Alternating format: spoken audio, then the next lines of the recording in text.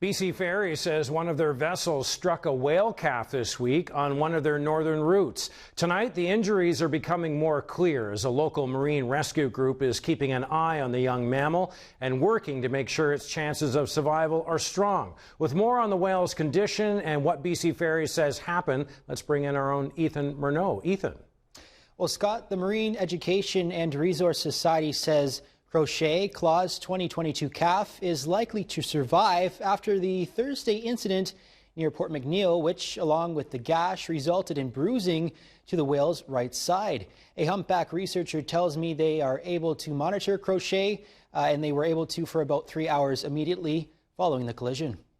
But indeed, in those hours after the accident, Crochet seemed to be moving normally, but we'll feel better when we have seen it since, especially because the bruising suggests the potential of internal injuries. A BC Ferries spokesperson telling Czech News the corporation is deeply concerned about the collision, which they say rarely happens. They say the whale emerged out of nowhere less than 20 meters from the vessel, and crews followed protocols, stopping the propellers and reporting the incident to the DFO, local researchers, and the Nomgis First Nation. Hildering applauds BC Ferries for their transparency and is also bringing to light a acknowledgement gap, saying boaters often don't realize how humpbacks behave after making a comeback in our waters.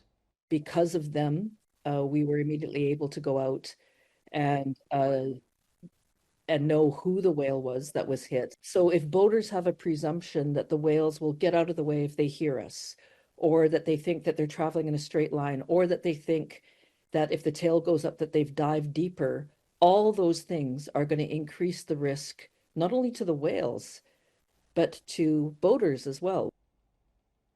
This incident comes amid a spike in boats striking humpbacks. Just 2 weeks prior, Crochet's sibling Auger, a 2024 calf, was hit by a speedboat also in the Port McNeill area. Like Crochet, Auger is expected to recover, though marine experts will be monitoring both. Neither BC Ferries nor the speedboater will be fined, as it was an accident. All vessel strikes are required by law to be reported to the DFO. Scott? All right, thanks, Ethan.